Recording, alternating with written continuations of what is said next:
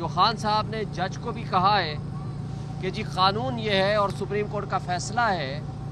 کہ آپ روٹین میں وہ کیسز چلائیں گے، جو پہلے کیس ٹیک اپ ہوا ہوگا وہ پہلے چلائیں گے، جو بعد والا کیس ہے وہ بعد میں چلائیں گے۔ اور آپ کو پتہ ہے کہ یوسف رضا گیلانی، نواز شریف اور آصف علی زرداری کے خلاف ریفرنسز فائل ہوئے تھے، جو قانون کی تبدیلی کے بعد اب آٹومیٹیکلی یہاں ایف آئی اے کے کورٹ میں چلنے چاہیے۔ تو جج صاحب سے سوال کیا کہ جو 10 سال پرانے کیسز ہیں ان کو تو آپ ٹیک اپ نہیں کر رہے، اور آپ نے میرے خلاف کیسز کو فاسٹ ٹریک پہ چڑھا دیا ہے۔ ہمیں کوئی اعتراض نہیں ہے، ہم کیسز کو ڈیفینڈ کریں گے، لیکن آپ ذرا یہ بھی دیکھ لیں کہ جو قانون کے مطابق گاڑیاں نہیں لے سکتے تھے، انہوں نے نہ صرف گاڑیاں لیں، قانون کو توڑا، اور اس میں نواز شریف کی BMW جو کہ بلٹ پروف گاڑی تھی 6 لاکھ میں اس نے لیے۔ وہ جرم جو ساری دنیا کی آنکھوں کے سامنے کیا ہے، آپ اس کے خلاف پوری ریاست بھی خاموش ہے، پوری پراسیکیوشن بھی خاموش ہے، پوری ایف آئی اے کی عدالتیں بھی خاموش ہیں، ایف آئی اے اور نیب بھی خاموش ہے۔ جج صاحب کو آج عمران خان صاحب نے یہ کہا، اور یہ ان کا قوم کے نام پیغام بھی ہے کہ یہ سوائے پولیٹیکل وکٹمائزیشن کے اور کچھ بھی یہ کس کیس میں نہیں ہے۔ اس کے آگے جاتے ہیں القادر ٹرسٹ، اس کے بارے میں تفصیل سے بعد میں بات کریں گے پرسوں کو انشاءاللہ، لیکن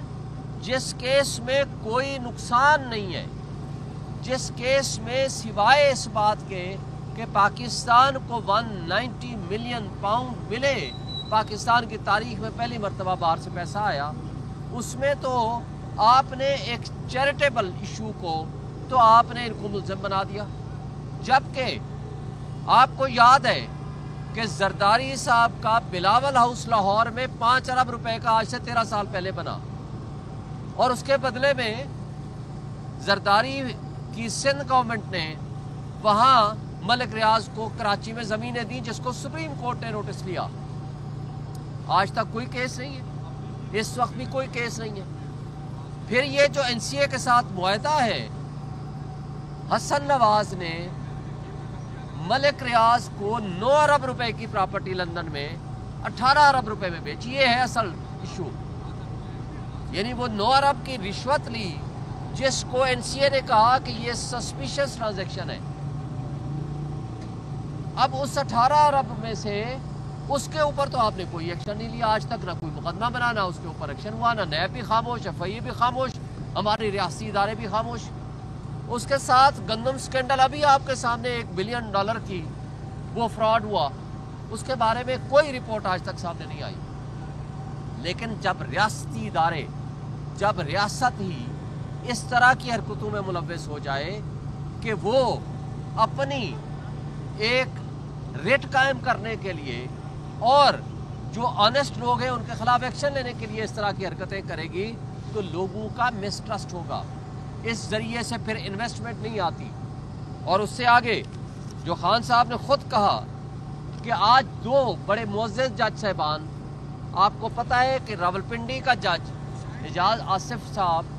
اس کو ایس ڈی بنا دیا کیونکہ وہ انڈیپینڈنٹ فیصلے کر رہا تھا۔ اسی طرح سرگودا اور میاں والی کے کیسز جنہوں نے فیصلے کیے، اس جج کو محمد عباس کو بھی او ایس ڈی بنا دیا گیا، اور ان ججز کو نوازا جا رہا ہے جو ججز عمران خان کے خلاف فیصلے کرتے ہیں اور اپنے ضمیر کے خلاف فیصلے کرتے ہیں۔ وہ آپ ہمایوں دلاور کی صورت ہو، شاہ رخ ارجمند کی صورت ہو، یا کوئی بھی ایسے ججے ہوں یا ایسے پراسیکیوٹرز ہوں جن کو عمران خان کے خلاف استعمال کیا جائے اور ان کو ان کا مفاد دیا جائے۔ مزید خان صاحب نے کہا کہ اس حوالے سے انہوں نے 1 مہینہ پہلے 26 نومبر کو یہ قتل عام ہوتا ہے، اور آج تک ریاست پاکستان اس پہ خاموش ہے کہ مسنگ پرسن کہاں ہے۔ انہوں نے کہا ہے جو مسنگ پرسن آپ کہہ رہے ہیں انہوں نے ڈیٹیکٹ ہو گئے، ان کی تصویریں جاری کرو تاکہ یقین ہو ان کے گھر والوں کو اور ہمیں بھی ہو، اور جو مسنگ پرسنز ہیں ان کو پروڈیوس کرو، اور جو شہداء ہیں ان کے خلاف ایکشن لیں،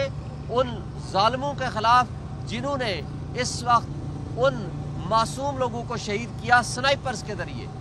اور پھر اس کے اوپر जब हम ये मुतालबा करते हैं कि पॉलिटिकल प्रिजनर्स को आप रिलीज़ करें और आप इस पर जुडिशल कमीशन बनाएं, तो आप उसके ऊपर कुछ भी नहीं करते 1 महीना गुजरने के बावजूद। इसलिए खान साहब ने आज का अल्टीमेटम दे दिया है कि अगर कमेटी बन गई और उन्होंने संजीदा मुज़ाकरात इस मौजू पे किए तो ये कॉल जो सिविल डिसोबीडियंस की है वो कॉल ऑफ हो जाएगी। अदरवाइज़ वो अब उन्होंने जो ओवरसीज़ हैं उनसे वो मुतालबा कर दिया है कि अपने वो रिमिटेंस ना भेजें। और इसी हवाले से खान साहब ने जो फर्दर फरमाया है वो भी मैं आपको कह दूं कि देखें, इन्होंने 10 साल की डिक्टेटरशिप को कायम रखने के लिए पाकिस्तान के तमाम इदारे तबाह बर्बाद कर दिए, उनको बेतौकीर कर दिया है। आपके यहाँ पुलिस नाम की कोई चीज़ नहीं रही जो इंडिपेंडेंट इम्पार्शल जराइम के ख़िलाफ़ कोई एक्शन ले, बल्कि उनको सबको, हाँ वो दहशतगर्दी की अदालतें हैं या दहशतगर्दी की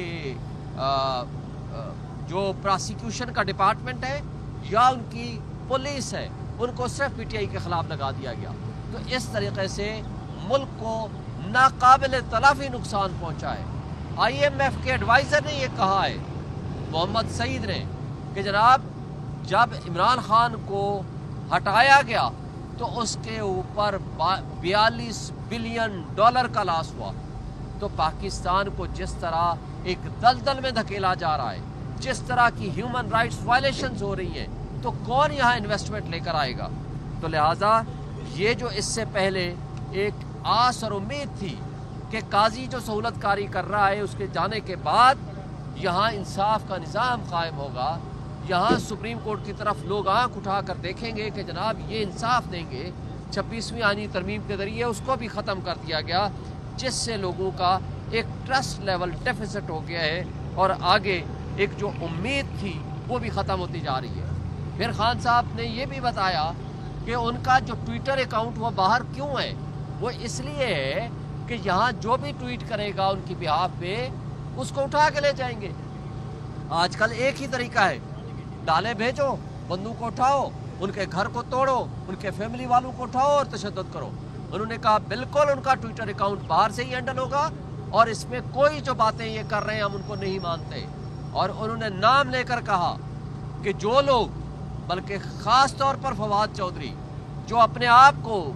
इमरान खान का नाम इस्तेमाल करके ये कहता फिर रहा है कि मैं बड़ा उनके साथ हमदर्द हूँ या पीटीआई के साथ हूँ, उनका हमसे कोई ताल्लुक़ नहीं है। जो भगोड़े उस वक्त छोड़ गए थे उनका पीटीआई से कोई ताल्लुक़ वास्ता नहीं है। और वो इस वक्त जिस तरह की बातें खान साहब का नाम यूज़ करके मिसयूज़ कर रहे हैं उनके नाम को, उनसे ला ताल्लुक़ ही करने का खान साहब ने हुक्म दिया।